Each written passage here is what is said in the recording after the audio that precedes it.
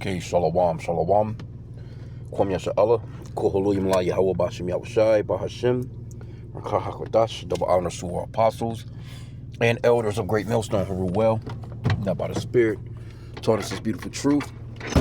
Just want to say the water to all the H.I.M and Akwaf that's out here sincerely keeping the laws, the statutes and commandments of Yahweh Bashim Yahushai to the best of their ability. This is Yachanan the Walk, just coming at you with another quick lesson, praying that it's edifying by the Spirit. And these Edomites are getting a little taste of their own medicine. Since Iran creates selective oil lane through Hormuz as U.S. weighs Kharg Island seizure. Iran has carved out a controlled shipping corridor near Kharg Island, selectively allowing Chinese, Japanese, and Indian vessels through the Strait of Hormuz, right? Now we know China, don't fuck with the U.S. like that. Now Japan, that's one of the allies, and Trump made a real cruel ass joke, so to speak, with the Japanese prime minister, which that bitch shouldn't have been there anyway. So because women shouldn't be having those roles, man, as far as trying to be leaders, But he clowned the shit out of her ass sitting there, with a, a joke about the attack on Pearl Harbor, and she's sitting there looking stupid as hell. But from what I hear, she's saying that she's never coming back here anymore. But shouldn't have been here to begin with, because you shouldn't even be, the scriptures talks about a woman usurping authority over the man. That's going off, man. Your weak ass, and it just, all of them weak as hell though. But it's even worse when you're a woman, man. Anyway, and then you got India. Now, India, I guess with J.D. Vance, his little, his wife is supposedly Indian, you know what I'm saying? And, they kind of sent him there, I guess, to have a couple of little perks, I think, if it wasn't him, or, pretty much, he's kind of playing that play of, okay, well, my wife is Indian, this, and this, and they kind of have somewhat of some cordiality, I would say, for lack of better terms. But anyway, this is, it's going to be a real hit to America. And it's going to further escalate this war, rumors of wars. Because without that petrol, without that oil flowing, that's what, because America wouldn't be America without that petrol, man. You got this damn dollar now not backed by shit, and they're using this oil, been using this oil for the past 50 or so years. Then they had that pact with Saudi Arabia that they never re-signed that. If I'm not mistaken, they never re-signed that contract that they had with Saudi Arabia. And it had been like 50 years on, as far as that contract, but they were supposed to renew it and they didn't. So nobody's fucking with America like that. Like, America's not the America of 50 years ago, which Trump obviously think that they are. America's not the America they was 10 years ago. Shit, like this place is caving, man. But anyway, it's they have 29 sources on this article. Okay, so they got the BBC. Let's see here. They might be all right. They got Time. Ooh, man. It says Trump has launched a war without playbook. Trump has launched a war without a playbook for managing the economic fallout. Yeah.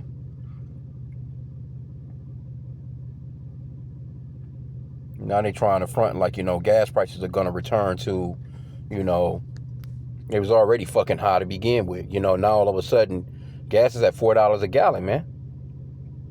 And the people, a lot of these megas, they're starting to, feel that crunch. Because, see, you had a few of them talking that shit about, oh, yeah, it's worth it. It's worth it for the future. Yeah, all right, we're going to see how long you keep screaming that shit when you start to see everything that a truck has to bring in gets expensive as hell. But anyway, I didn't want to keep this long. Just a quick, we can dive into a little bit of the article, but I wanted to grab this in Psalms chapter 7. Because he's been using that oil. He's been using that petrol dollar to sanction the shit out of the world. Now, all of a sudden, they feeling a little bit of that heat themselves now. Because there's nothing they can do. They're trapped. Trump is trapped right now.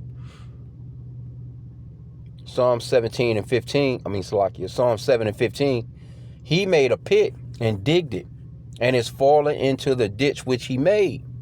That's exactly what this guy's done, man, because, he has run the world with that oil. Now all of a sudden, that shit is backfiring on him. Verse 16, his mischief shall return upon his own head, and his violent dealings shall come down upon his own pate. And that's what's going on, man. And I think it's one in chapter 9 too. So a few of these scriptures on yeah, man, you I think it's one is, let me see, matter of fact, that roll of stone. Because those people have been putting up with America's bullshit for quite some time. I'm trying to think how that's worded.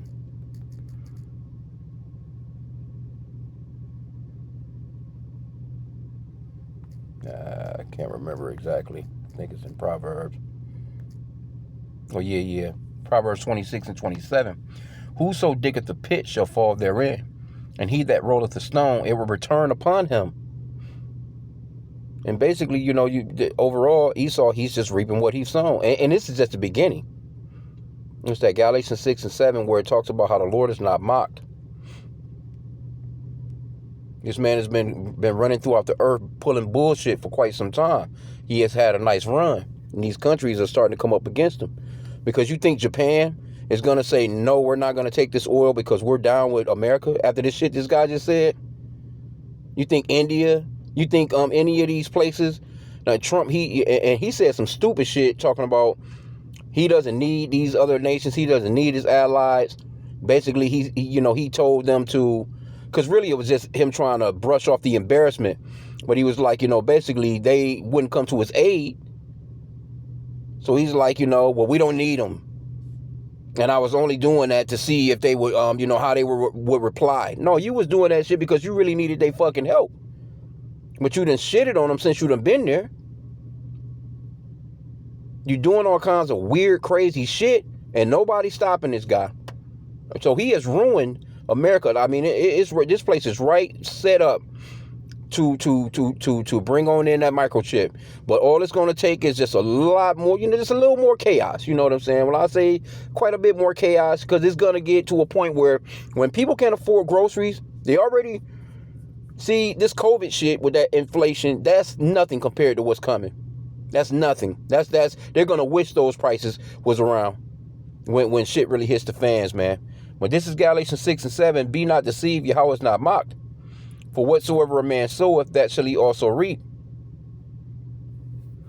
In the Amplified, it says, do not be deceived. Yahweh is not mocked. He will not allow himself to be ridiculed, nor treated with contempt, nor allow his precepts to be scornfully set aside. For whatsoever a man sows, this and this only is what he will reap. Yeah. And that goes into a nation as well. You can get that in Job. Job 39 and 20. What is that? No. 39 and, is it 34 and 29? I think it's 34 and 29. Salakia. Yup. Job 34 and 29. Because the Lord, he deals with these nations. He set this nation up to pretty much be a prison camp for us Israelites, you so-called blacks, Hispanics, and Native Americans. But hey, our punishment is pretty much, that's a wrap. It's a done deal. We about to come outside and ride our bikes, baby. For real. And you motherfuckers is going on punishment. Job 34 and 29. When he giveth quietness, who then can make trouble? And when he hideth his face, who then can behold him, whether it be done against a nation or against a man only?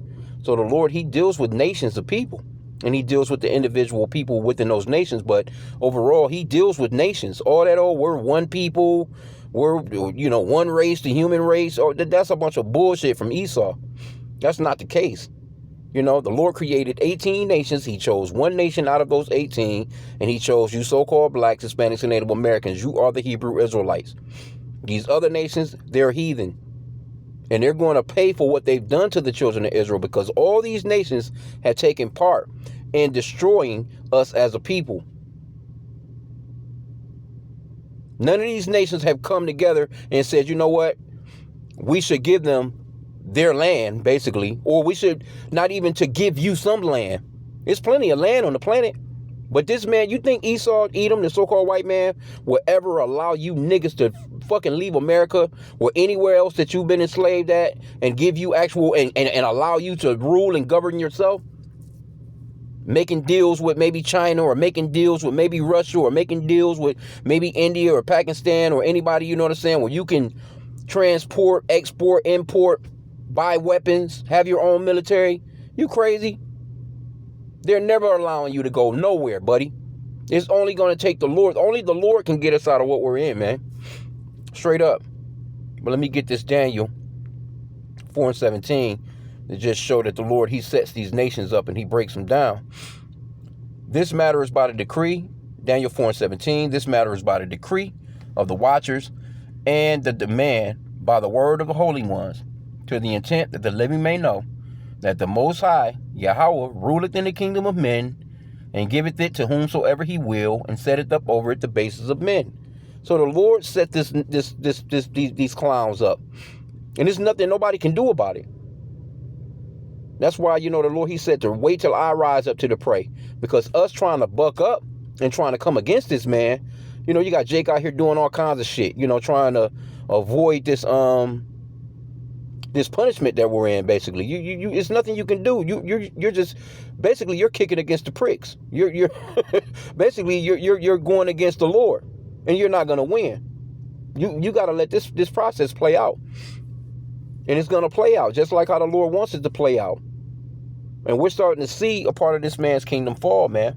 But anyway, let's see what else they got in here. They got the damage to the world economy from the Iran war. It's already caused the biggest energy supply shock in history, and that's in The Economist.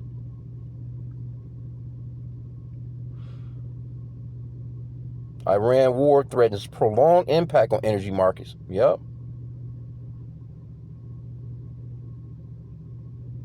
Whew. Yeah, man. And hey, look, in 2 weeks, the gas done jumped $1, some change, I think. So just imagine another 2 weeks, because it's not going to stop. But let's see here. We can go into some of this. Let's go into the one in Fortune if we can get it. It's a lot.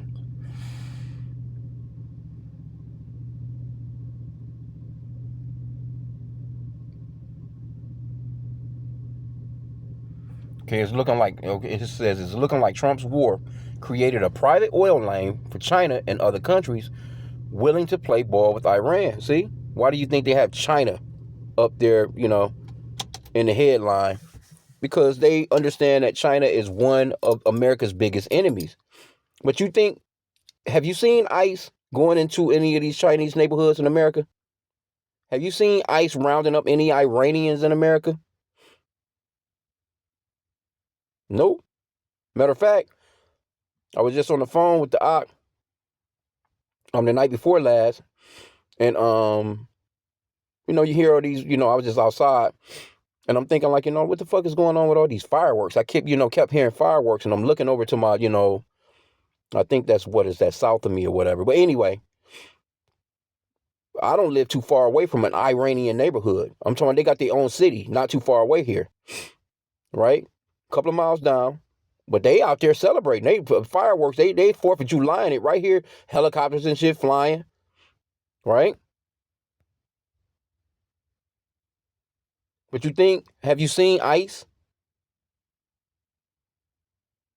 You ain't heard about ICE going into none of these neighborhoods. Now these are just supposedly your enemies, but you rounding up the people that actually that actually believe in sweet white baby Jesus.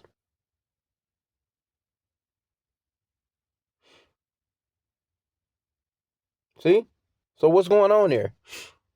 These people believe in white Jesus. You don't think these so-called Mexicans, these so-called Latinos, Dominicans, you know, these Spanish-speaking brown people that you're rounding up, they believe in white Jesus.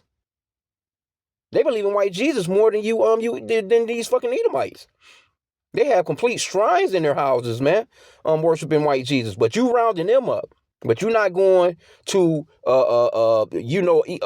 Moab don't believe in shit. The so-called Chinese, you know, they got their little Buddhist hookup or whatever. But they overall, they just some fucking heathen. They all heathen. But then you got these Iranians, they Muslims, they hardcore. They not, they why aren't you rounding them up? Anyway, okay, but it says Iran is asserting control over the Strait of Hormuz, even as the U.S. and Israel continue to bombard the country. First, by bringing traffic to a near standstill with attacks on ships, and then by choosing who can travel through the narrow waterway. So it's not closed. It's just that America, can't move shit through there. Now they trying to do some shit out here in California, open up some old ass pipelines or some shit, and then they got a lawsuit on that. So you Americans with all your infighting, because that's a separation, that's that division. You can't come together on nothing.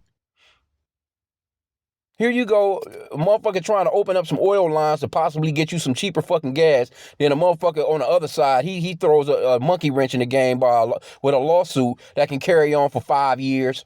Because nothing here is processed, in real time. You can go to court, back and forth to court about some bullshit for 20 years here. Crazy, bro. Anyway, according to the Maritime News and Intelligence Journal, Lloyd's List, Tehran has carved out a de facto safe shipping corridor through Iranian territorial waters via Iran's Kharg Island, where the Islamic Revolutionary Guard Corps and the Port Authority can make visual confirmation of approved vessels.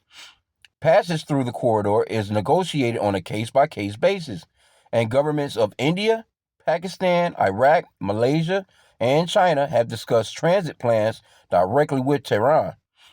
Lloyd's reported on Wednesday one tanker even paid about $2 million as part of its agreement with Iran. Ooh, my goodness gracious. Hey, they got to get it, man. Hey, shit, hey, they ain't going to pass some costs. They don't care. They going to pass the costs on to your ass. Ships hoping to use the pre-approved route are expected to have communicated extensive details regarding both the ownership of the vessel and destination of the cargo to the IRGC in advance of the transit, Lloyd's added. Those details are being communicated via a series of Iran-affiliated individuals operating outside of Iran. Despite U.S. and Israeli forces disseminating Iran's military, including its navy, the Islamic Republic retains enough combat power to scare away commercial shipping from the Strait of Hormuz, keeping 20% of the world's oil and liquefied natural gas bottled up. That's created supply nightmares across the global economy. But at the same time, Iran's control over the strait means it is able to deliver oil to top customers, China, and continue generating vital revenues. Now, the alternate corridor through the strait represents a nascent ship registration system, and the IRGC is expected to establish a more formalized, approved process. At least 9 ships have exited the strait by way of Iran's alternate route, including India-flagged gas tankers. Okay, so that's still just a trickle compared to normal pre-war traffic, which topped 100 oil and cargo ships every day. Okay. Meanwhile, President Donald Trump is sending thousands of Marines to the Middle East. Amid reports, he is considering deploying ground troops to reopen the strait. See? So you can look for a draft. Some sources told Access on Friday that Trump is mulling an operation to occupy and blockade Iran's Kharg Island, which processes 90% of Iran's crude oil exports. With control of the island and leverage over Iran's economy, the U.S. could pressure Tehran to relinquish its chokehold over the Strait of Hormuz, according to a report, and easing the energy crunch that sent oil and gas prices soaring. But the Marines may not arrive for a few more weeks, and Navy officials have said the Strait of Hormuz is a kill box filled with Iranian threats that make it too dangerous for warships to enter. Neutralizing the risk may require landing troops on Iran's coast near the strait. U.S. allies in the Persian Gulf have reportedly warned that if Trump ends the Iran war without restoring free navigation in the strait, then Tehran will continue to have power to hold the regional and global economy hostage. So y'all should have thought that shit through. So although the White House signaled that Trump has no plans to send ground troops into Iran, the outcome of his war may depend on it. He wants Hormuz open. If he has to take Kharg Island to make it happen, that's going to happen. If he decides to have a coastal invasion, that's going to happen. But that decision hasn't been made. All right, well, Hey, well, that's pretty much it on the article. But I mean, hey, the motherfucker done went in, made stupid ass moves, man, and wasn't thinking shit through. That's why that council before going to war, it makes a difference, man. It makes a huge difference. And I'm sure somebody around him was telling him what's up. But at the same time too, you know, this, that the hammer of the earth is not the hammer of the earth anymore. But that's how Esau gets down, though. With that might, that military might, everything is not. Matter of fact, it's a scripture that talks about a wise king. I'm thinking it's in it might be in Ecclesiastes. Is it Ecclesiastes? I'm not sure what chapter though. Where they talked about he was a poor wise man, but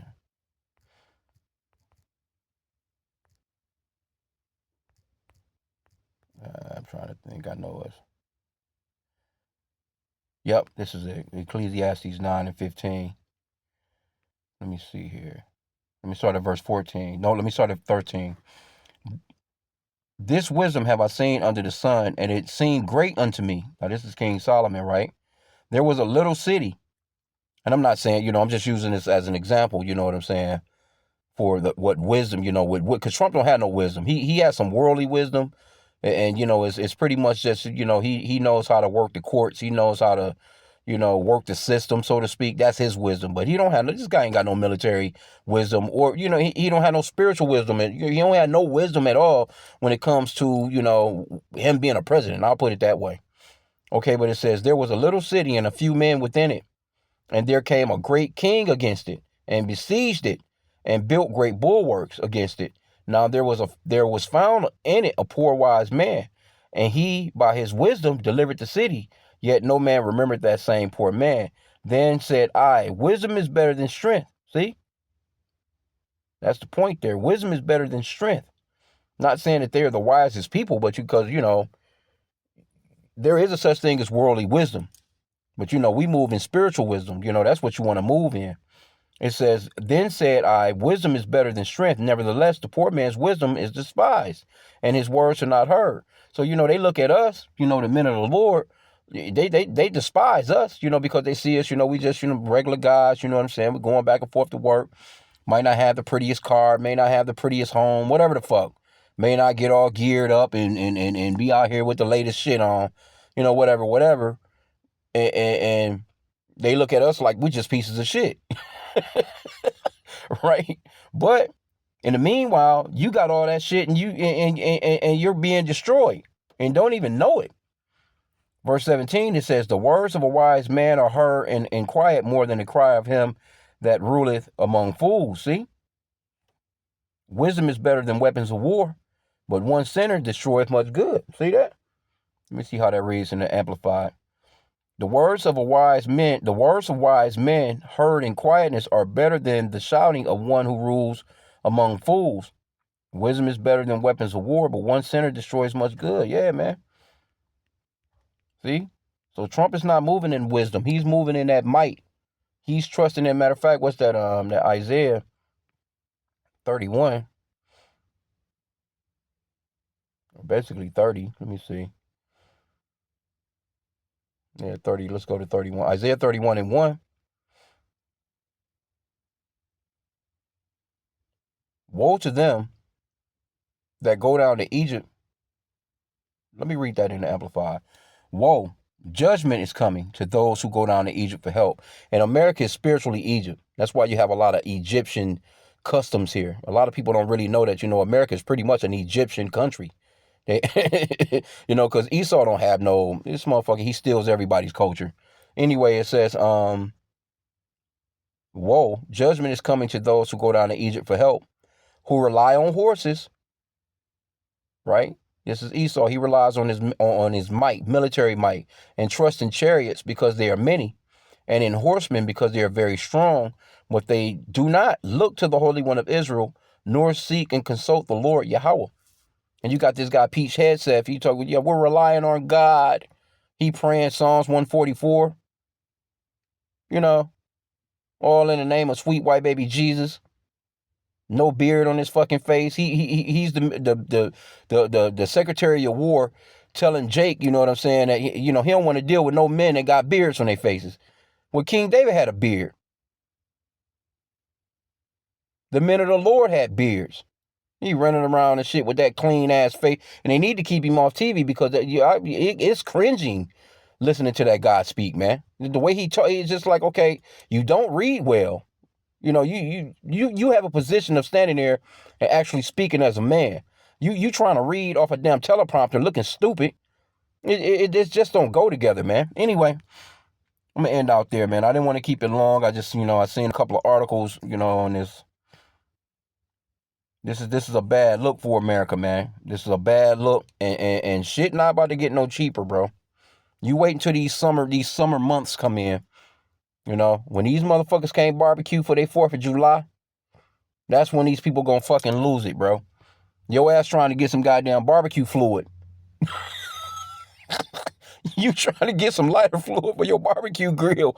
These people gonna lose their fucking tube of that shit, and gonna hit your ass over the head for $20. Motherfuckers gonna be like, fuck barbecuing. Anyway. Yeah, man. This is a shit show, and it's a beautiful thing, man. We're watching the fall of our enemies, so continue on praying for the downfall of this place. We can't stress enough. Continue praying for the downfall of Esau's kingdom, man. That's a part of our arsenal, that prayer, because we're seeing a lot of beautiful prophecies play out. Yeah, shit gonna get a little tough, but hey, the Lord said He's gonna provide for us, so we don't give a fuck. We live in day to day anyway. We don't care. We praying that gas gets more expensive, food get more expensive, that people feel the fucking crunch, man. We're not hanging on to this place. We don't give a fuck. And if you talking to anybody that want relief, then you know that they're an enemy of the Lord, man. For real. It's just straight up. They're enemies of the Lord, and they're your enemy as well. So just pay attention to how people be kicking it. Anyway, with that, this is Salawat.